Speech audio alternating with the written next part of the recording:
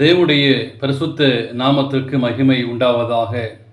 இந்த காலை வேளையில் உங்கள் அனைவரையும் ஆண்டவராகிய இயேசு கிறிஸ்துவின் இன்ப நாமத்தில் உங்களை அன்போடு வாழ்த்தி வரவேற்கிறேன். விண்துளிகள் வாயிலாக இந்த நாளில் சந்திப்பதிலே மிகுந்த மகிழ்ச்சி அடைகிறேன். சங்கீதம் 69:13 வாசிக்கிறோம். கர்த்தாவே, அனுக்கிரக காலத்திலே உம்மை நோக்கி விண்ணப்பம் செய்கிறேன்.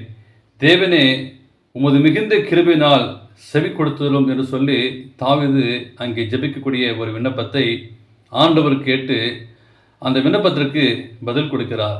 இந்த நாளின் செய்தியின் தலைப்பானது பஞ்சமும் தஞ்சமும். தேவனுடைய இரக்கம் என்பதை எண்ணி நாம் பார்க்கும்போது அனுக்கிரகமும் உங்களை சூழ்ந்திருக்கிற ஒரு காலமாக இருக்கிறது. கிருபையின் காலத்தை ஆண்டவர் உங்களுக்கும் எனக்கும் கொடுத்து கொண்டே இருக்கிறார். ஆண்டவர் நமக்கு அனுக்கிரகம் செய்து கொண்டே இருக்கிறார். இயேசு சொன்னார், அனுக்கிரக காலத்திலே நான் உனக்கு செவி கொடுத்து இரட்சணினாலே உனக்கு உதவி செய்தேன் என்று சொல்கிறாரே. எப்பொழுது அந்த அனுக்கிரக காலம் என்று பார்க்கும்போது அந்த நாள் இப்பொழுதே அனுக்கிரக காலம், இன்றைய இரட்சணை நாள். இது குறித்து வேதாகமத்தை நான் வாசித்து பார்க்கும்போது ஆண்டவர் தெல்ல தெளிவாக அற்புதமாக உங்களுக்கும் எனக்கும் தெளிவுபடுத்துகிறார். இந்த அனுக்கிரக காலத்திலே ஆண்டவர் நம்மளோடு பேசுகிறார். இந்த கிருபை நாட்களே உங்களோடு ஆண்டவர் பேசுகிறார். யோசேப்புடைய ஆலோசனைப்படியே நாம் எண்ணி பார்க்கும்போது பார்வோன் தனக்கு களஞ்சிகளை கட்டினான், தானியங்களை சேர்த்து வைத்தான்.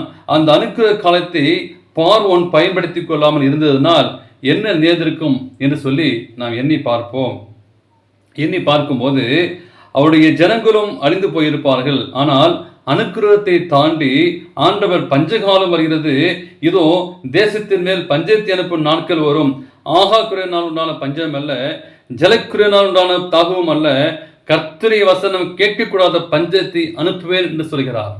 இந்த கடைசி நாட்களிலே வசனம் எண்ணக்கூடிய இந்த சத்தியம் கேட்க கிடைக்கக்கூடிய ஒரு நாட்கள் வரும் என்பதை நீங்கள் நாளும் மறந்து போகக்கூடாது. நாம் மறந்து போகிறோம், ஜெபிக்க மறந்து போகிறோம், வேதம் வாசிக்க மறந்து போகிறோம். ஆனால் இந்த கடைசி நாட்களில் இப்படிப்பட்ட ஒரு வசனம் கேட்கக்கூடாத ஒரு காலை வரும். இப்பொழுது திருச்சபை திறந்திருக்கிறது, ஓய்வு நாளுக்கு ஆலயம் செல்லக்கூடிய வாய்ப்பு இருக்கிறது. ஆனால் கடைசி நாளில் ஆலயம் பூட்டப்படும், ஆலயம் இடித்து போடப்படும், ஆலயம் செல்ல முடியாது. அப்படிப்பட்ட ஒரு நாட்கள் வரும் என்பதை ஆண்டவர் உங்களுக்கு தெளிவுபடுத்துகிறார் என்பதை மறந்து போகக்கூடாது. ஆனால் எனவே தேவனுடைய இரக்கத்தையும் கிருபை சத்திய கர்த்தரிடத்திலிருந்து நாம் பெற்றுக்கொள்ள வேண்டும். நாட்கள் பொல்லாக இருக்கிறது, காலத்தை பிரயோஜனப்படுத்திக் கொள்ளுங்கள் சொல்லி பவுல் எழுதுகிறார். இப்போ இருக்கிற நாட்கள் 2026 இருக்கிற ஒரு சுதந்திரம், 2026 இருக்கக்கூடிய ஒரு வாய்ப்பு 2027 கிடைக்குமா என்று சொல்ல முடியாது. ஆனால் ஒவ்வொரு நாளும் ஆண்டவர் நமக்கு கிருபை நாட்களை கூட்டிக் கொண்டே இருக்கிறார் என்பதை மறந்து போகக்கூடாது. தேவனுக்கு பிரியமான பிள்ளை, எப்படிப்பட்ட ஒரு வாழ்க்கை வாழ்கிறோம் என்பதை அறிந்து தேவனுக்கு கொடுக்கப்பட்ட நாட்களை ஆண்டவர் நமக்கு மிகுந்த துக்கத்தோடு சொல்கிறார். எனவே தேவனுக்கு பிரியமான பிள்ளைகளை, கொடுக்கப்பட்ட நாட்கள் எப்படிப்பட்ட நாட்களாக இருக்கிறது. பவுலும் சீலாவுமாக சிறைச்சாலையிலே நாம் ஓய்வு நாளை பாடலை படித்தோம். துதித்தார்கள் என்பதை நாம் வாசிக்கிறோம். எப்பொழுதெல்லாம் அவர்கள் யோசிக்கிறார்களோ அப்போதெல்லாம் துதித்தார்கள். சிறைச்சாலையிலிருந்து மற்றவர்களுக்காக துதித்தார்கள் என்பதை மறந்து போகாதபடி ஆண்டவரே, எனக்கு கொடுக்கப்பட்ட அனுக்கிரக காலத்தில் நான் என்ன செய்ய வேண்டும் என்பதை அறிந்து ஆண்டவருக்கு ஏற்றபடி செய்ய வேண்டும்.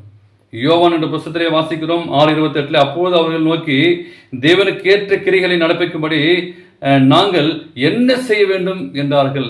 இதை கேட்டுக் கொடுக்க அருமையான பிள்ளைகளே, என்ன ஒரு காரியம் செய்ய போகிறோம், என்ன தீர்மானம் செய்ய போகிறோம் ஆண்டவருக்காக 2026 ஆண்டவர் சொல்கிறார், இதான் அனுக்கிரக காலம், இதான் ஆண்டவர் சமூகத்தில் இதே ரட்சணை நாள்.